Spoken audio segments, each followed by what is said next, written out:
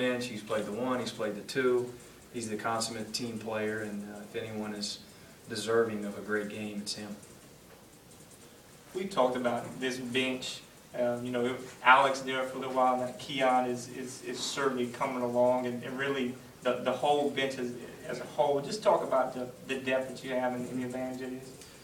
Well, we have terrific depth, obviously. We thought from the first day of practice that we had a lot of parity, a lot of athleticism, a lot of interchangeable parts, and I guess rather than dwell on the fact that you don't have a lot of separation day in and day out in practice, we thought that we could try to play more guys and bring different guys off the bench along slowly. And Keon, along with Alex Hamilton's development here over the last month, are basically playing starters minutes now, and our junior college transfers have come a long way over the last couple months, so those guys are continuing to earn more and more minutes. And then we're pretty deep in the post as well. So I just think we can throw different guys at you on different nights. We can stay fresh. I think it helps in the locker room a little bit, the fact that more guys just get more opportunity. And I think we're a little bit more unpredictable offensively, just because you don't know who's going to step up on that given night, the opposing team at least. When was the last time you'd seen anyone hit 9 threes in a game? Probably the guy who I've given Keon a new nickname by. That's Desiree Allen. I mean, he went crazy the other night at UTSA. It was one of those performances. I hadn't seen that in college. I hadn't witnessed something like that before. And he got he got a lot of pretty good looks off penetration, and then late it just seemed like he couldn't miss. 2 or 3 there late were pretty contested, and he just stepped up, knowing that we needed makes to grind out a victory. Coach, what's the biggest key on y'all's road trip? You go 3-0. What was the biggest key to all those victories?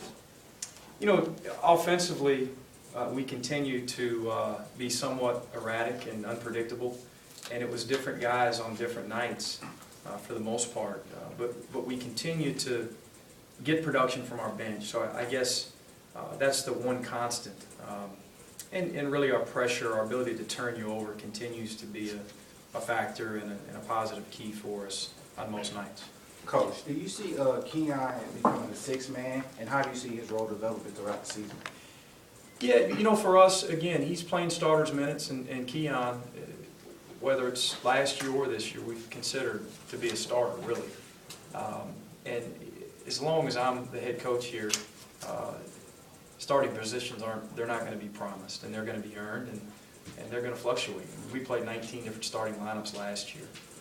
We're not in a great rhythm offensively right now, and if we're not coming off a win, we'd probably change the starting lineup Thursday night. But it's just tough to do that when you won 6 in a row. Coach, as much youth as you have in this lineup, what's the secret to keeping them focused? If you find it out, let me know, because we're not a very focused team. We continue to mess up different assignments. We're far from complete. I mean, our ceiling is much higher than what you may think it is. I mean, we feel like we got a ways to go, and we talk about different goals, trying to compete for a regular season championship. Obviously, the ultimate dream is to go to the NCAA tournament. But the biggest thing for us is our room for improvement, especially with our youth. Just continuing to understand what we're trying to get out of different execution offensively, continuing to learn how to not take plays off defensively.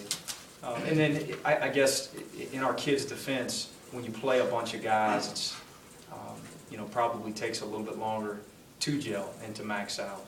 But this team's got a ways to go.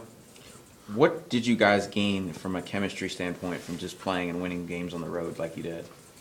Well, I think it definitely builds confidence when you can win on the road, when you overcome adversity. And that's, we've had a few now. We've had 4 or 5 where things didn't go necessarily really well in a lot of areas when we really struggle offensively and find a way to grind one out. So I think it can only continue to build confidence and really togetherness when you can get in that locker room and celebrate after a win, and it wasn't the same guy that got you 20, or it wasn't the same guy that got you 10 rebounds.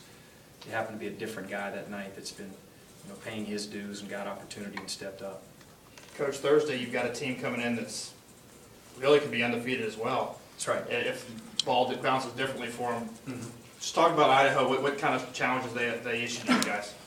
Idaho, if the season ended today, their center, Baroni, to me, would be the conference player of the year. He's fifth in the league in scoring, he's fifth in rebounding, and he's third in field goal percentage.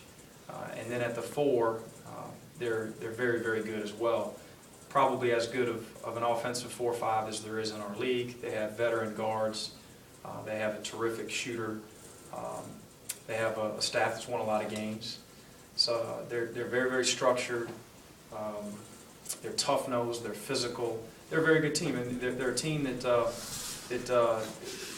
loses on a free throw with 4 seconds left against New Mexico State. They lose in overtime to Utah State, and then Denver gets them by 6, and we all know Denver's really good. So they could easily be coming in 5-0.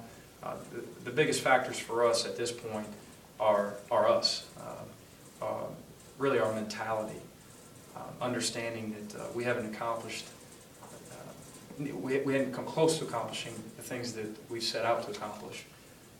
Are we going to be entitled? Are we going to have the same mentality that's got us to where we are right now? If we come out with the right approach Thursday night, we should give ourselves a chance to have some success. If we don't, Idaho will come in here and give us a lot of problems.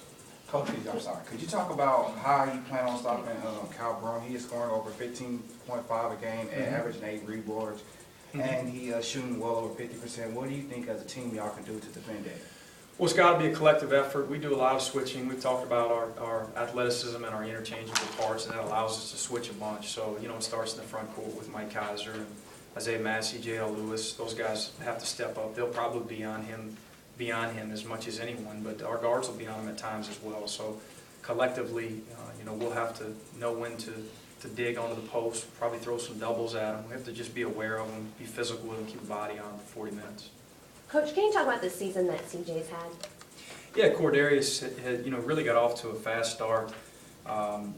Defensively, and his ability to rebound, his position, he was playing as hard and using as much athleticism as anyone on our team there for the first couple months, and it really afforded him more opportunity. His minutes went way up.